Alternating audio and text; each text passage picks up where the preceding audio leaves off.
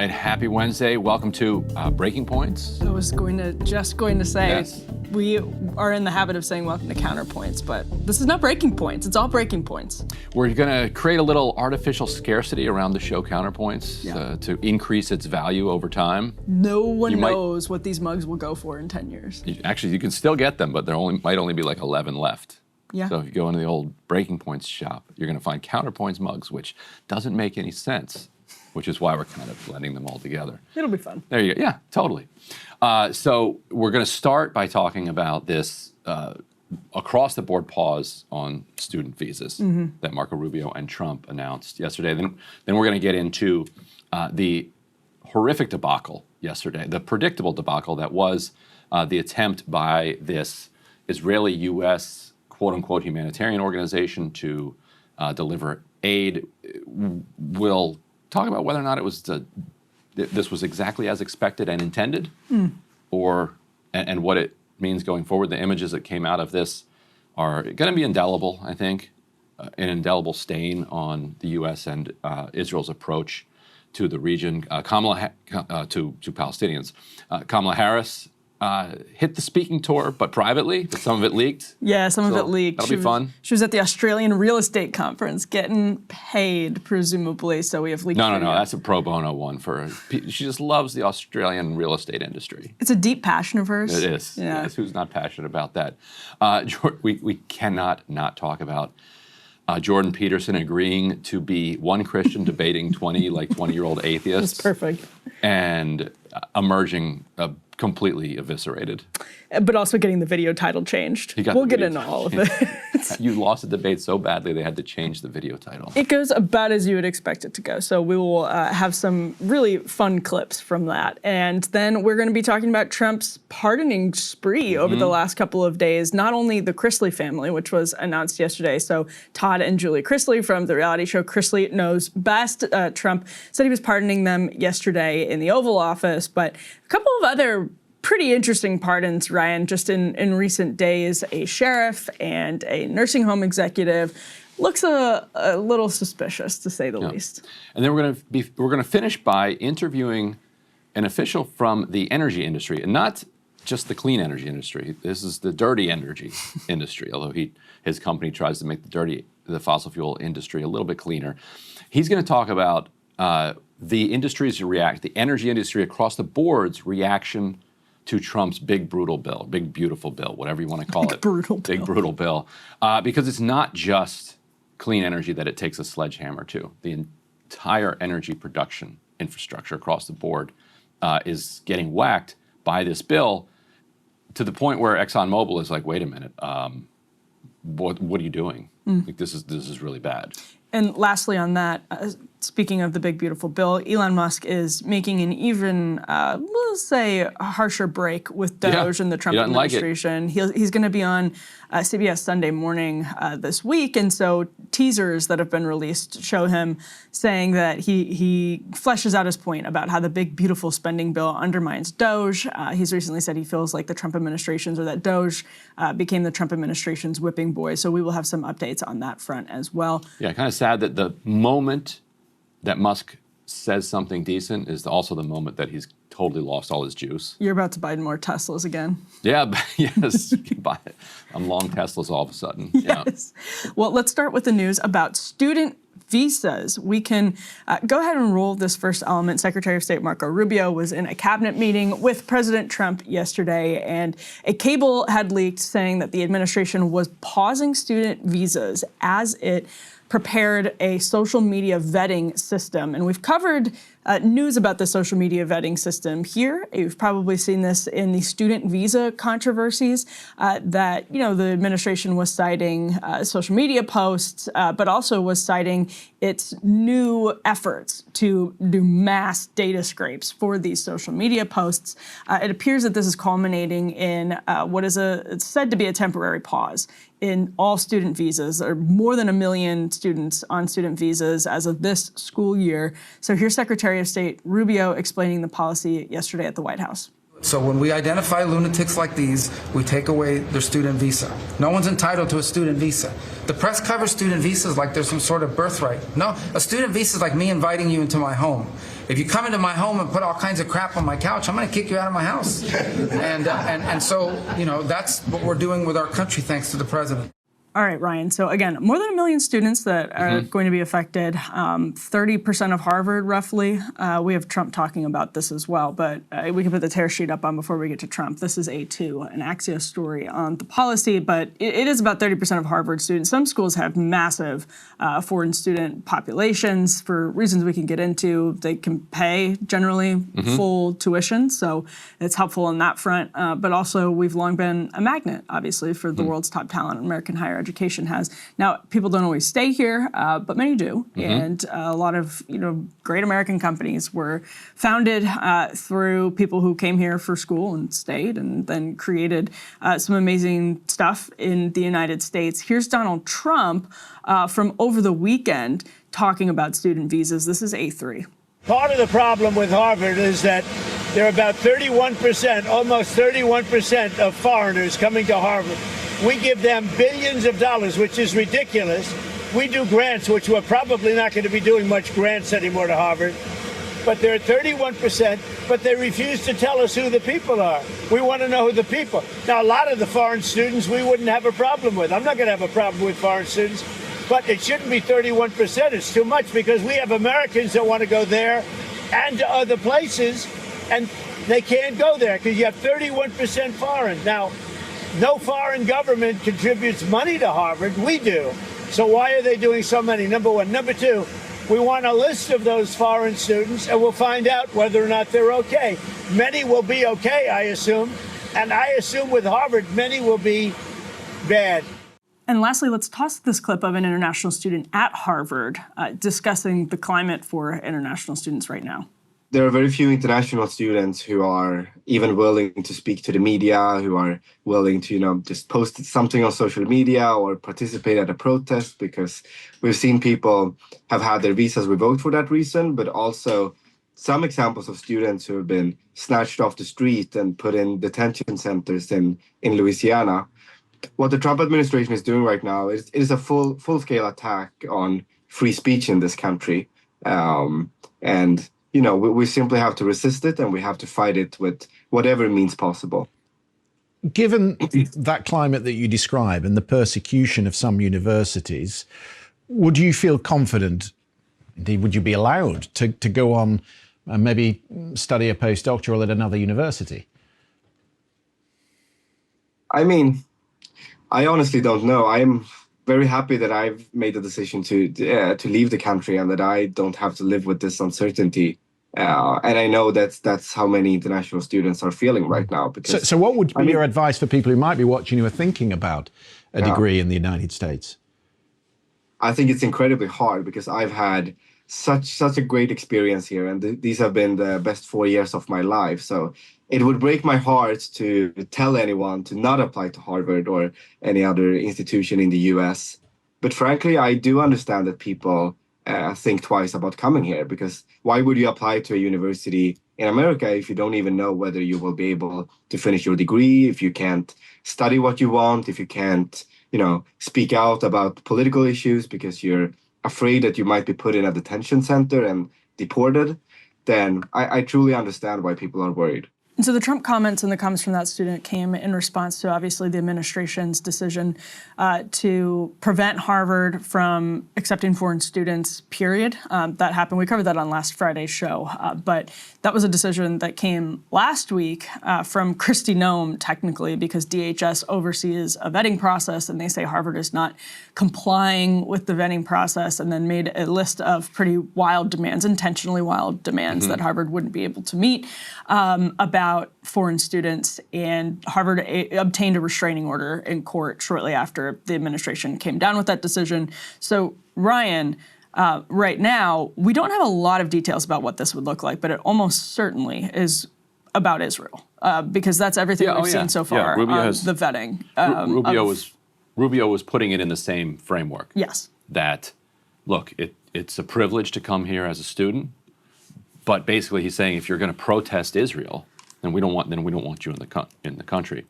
Now, the thing he said right after that clip, he's like, my wife and I want to announce something. What he says is, He's just so proud that University of Florida's basketball team won a championship. 2 of their 5 starters are on student visas. One from Nigeria, one from Australia. The Australian it's pulled himself out of the NBA draft. Alex Connaughton is going to go back to Florida, he said, but now maybe he won't. He's like, all right, forget it. I guess I'm going to go. Maybe I'll play in the NBA. If I'm not welcome here, I guess I'll go play in another professional basketball league somewhere else and make much less money. They'll either vet all of the athletes first and be like, green light, you guys are fine, or they will just not even ever look at the athlete's social media. Yeah, it's like, okay, well, Joel Embiid, he's from Africa, but he has some French citizenship. The French wanted him to play in the Olympics for them, but he wouldn't because he didn't like France's kind of colonial approach to Africa. Are we okay with that? Like, tell us what you're allowed to say about foreign countries. Right, and we have no idea how they're... You can criticize France, right? I assume, although they're a very close ally of ours. But you can just make a list. What are the countries you can't criticize? Because you can criticize the United States, right? Like, that's okay. Is it Israel or is it just Israel? Right. Why don't we have Israel do the vetting? Like, why are U.S. taxpayers funding all of the kind of social media research to find out if these 17-year-olds said anything positive about Palestinians when it's for the benefit of Israel? Israel has all of this cyber tech. Just let Israel run our State Department and run our DHS. Like, and they can tell us who's allowed to come in the country. Like, why are we paying for that? I mean, we'll send them the money anyway, so I guess we're still paying for it. Never mind, I thought I was trying to help us. I can't figure it out. It's like, in theory, I actually am not at all opposed to the idea. I mean, so what this is the U.S. vetting its students based on what they think about Israel? No, I'm very opposed to that. In theory, I'm not opposed. Wait a minute. No. In theory, I'm not opposed to the idea of saying, okay, we should have a social media check of whether or not people are openly saying, like, Crystal and I interviewed this guy Mamadou Tall from Cornell. And if you went back and looked at his social media, as he was applying, he was talking about how awful the American empire is, et cetera, et cetera. But fine, that's a perfectly fair free speech argument to make. But is that someone you prioritize over another person who maybe actually loves the United States, wants the United States to be better, and is like deeply passionate about? There are a lot of people like that, and a lot of them come over on student visas and have great lives and productive lives in the United States of America and do make the country better. So I'm not like in theory opposed, so maybe we should be checking what people who have social media are saying in the context, but we have zero idea from the State Department right now about what they're looking for, and our best guess, based on the framing that Secretary Rubio adopted, as you said there, Ryan, and how they've been doing this so far, is that they're looking for op-eds like Rumeza Ozturk's op-ed for the Tough Student newspaper that was promoting a BDS policy at her school, which passed. Like the Senate, it was so stupid. Rumeza wrote. Was one of 4 authors supporting a campus Senate resolution that said something about Israel, which passed. Like, and I don't know if you've ever been involved with like student governance. Like, to get something like, yeah, they're to the left of the average like town council, but to get them all together to agree to a resolution, it's not going to be like fire and brimstone. Like, and so the op-ed that she got jailed for passed the student senate. It passed. It's anyway, completely ridiculous. So, what else on this? Well, we don't know. That's the other thing, is we don't know how temporary the pause is, because as we're sitting here right now, this could apply to millions of people for years to come. It could last a month. And that's the thing with the Trump administration. It could last a month, and it could be screening for, like, in theory, it could last a month, and it could be screening for genuine terrorists or Hamas sympathizers. Which they should be doing. Well, or it could be treating people like the administration treated Rumeza Ozturk, and we really don't know. And it could be doing that indefinitely, because right now it says temporary pause. So this could mean the next 3 years of the Trump administration, there's a de facto ban on student visas. Or it could mean a month from now, they have their social media policies in place and they're stringently applying them and screening for people who are pro-Palestine.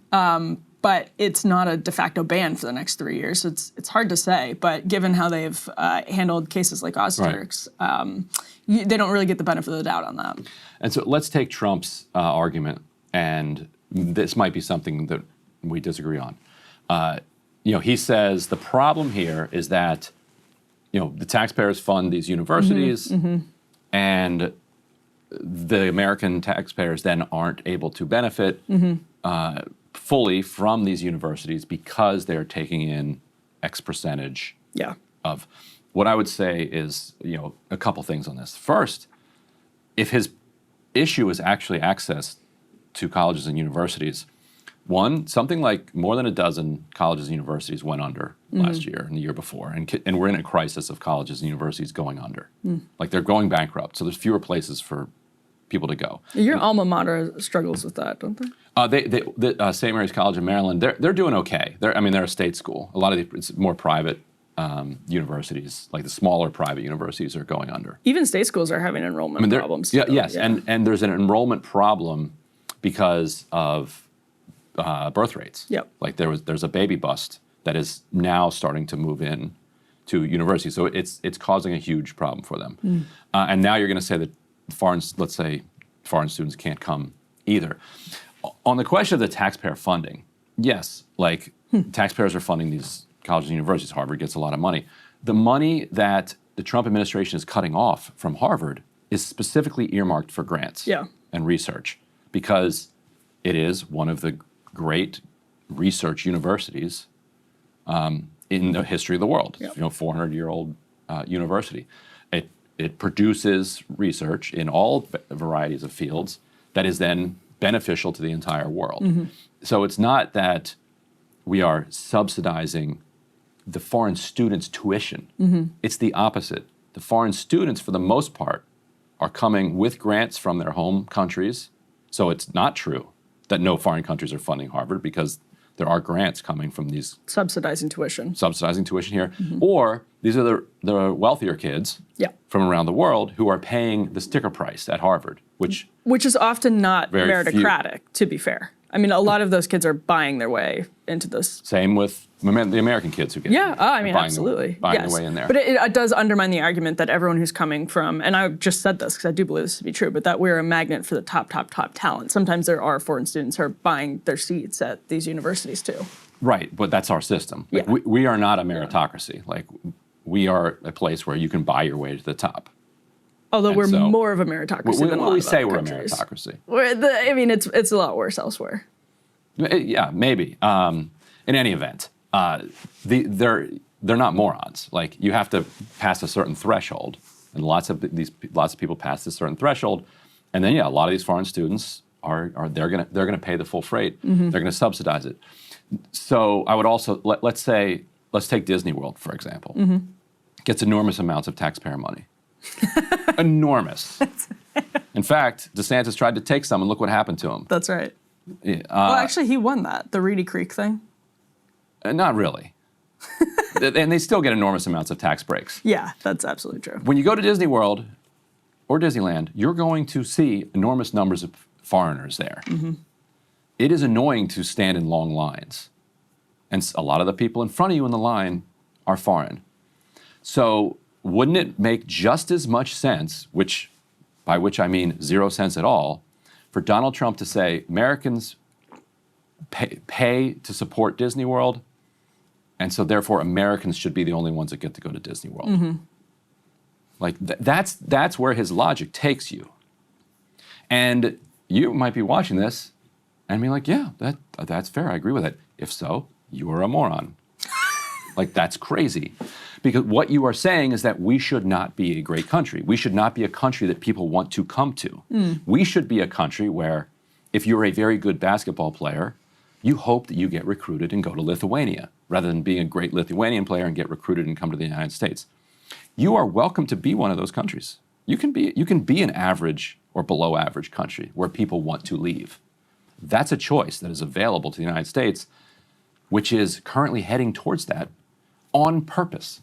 So congratulations. You can have shorter lines at Disney World, but just play that out. What's going to happen?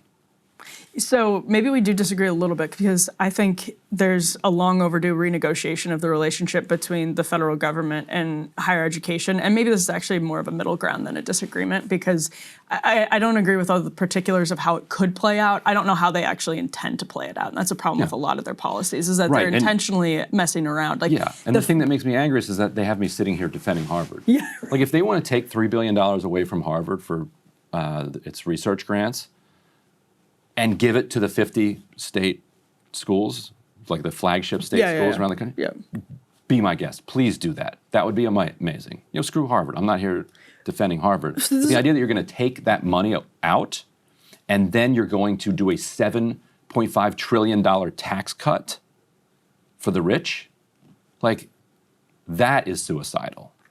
Well, they're also doing endowment taxes that have higher education freaked out. So Harvard has a $50 billion endowment, and their money is absolutely fungible. And I do think that a lot of these schools coast off the largesse of the taxpayer. Endowment, give it to the University of Michigan, Wisconsin, trade St. schools. Mary's College of Maryland. You're right. Give it to the trade schools. Which is something that Trump sort of was trolling with Harvard as well. But to destroy Harvard just so you can do tax cuts is suicidal. Or just to destroy it. Just to destroy it for the sake of Israeli propaganda here in the United States. Right, for the sake of like our Middle East policy, whatever that is, according to them. And according to whomever takes over, by the way, which is part of the reason that the Obama administration was seen as egregious by conservatives, is that they were using the strings attached to federal funding to coerce different policies out of Title IX. And it was just happened in Dear Colleague letters, so like little missives from the Secretary of Education that could be fired off at a moment's notice. And conservatives were really opposed to doing that because it was this expansion of Title IX policy from Washington, D.C. that affected every different school.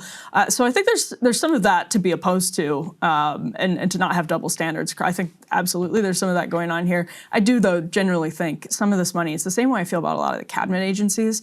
I do think there are strings attached to public money, and I don't have a problem with the duly elected president and his administration saying that there are strings attached to the money, but they should also realize that it's a mutually beneficial arrangement for a reason, and the mutually beneficial part of that still exists. Like Harvard acting badly doesn't mean the entire arrangement is a disaster in and of itself. And what's their big complaint? That they didn't arrest more student protesters? I mean, it depends on who you're talking to. Destroy this 400-year-old university? Right. It depends on who you're talking to. I mean, if you're talking to Alan Dershowitz, that's probably it. If you're talking they did that 300-page report. There was somebody who said that once they were posting on Instagram that they were supportive of Israel, some of their friends ghosted them. Yeah. Like that type of complaint and that literal complaint made it into this report on anti-Semitism. And so if we just pull enough research grants from Harvard, we will pressure people to go on walks with their friends who support genocide.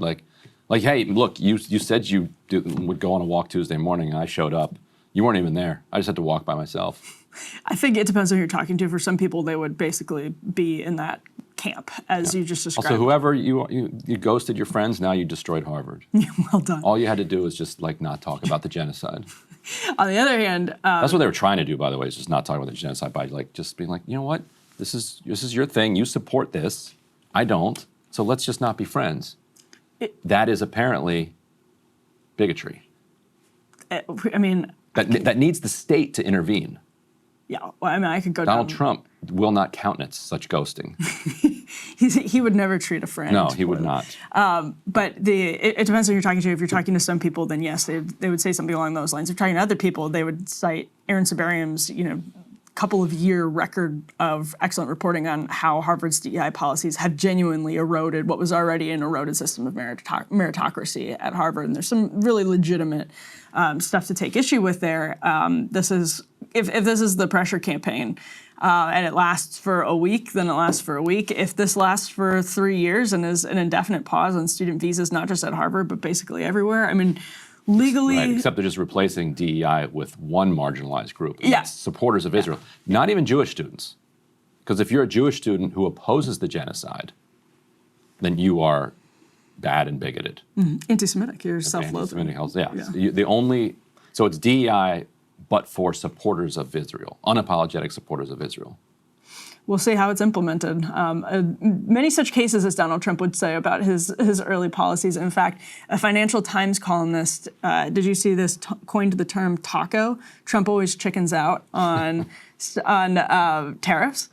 And it's just these policies. It's the Jackson Pollock approach to governance. You just actually, he's making this mess and hoping that it turns out beautifully. This briefing that Rubio's going on about this is coming as Trump was chickening out on European. Literally, yes.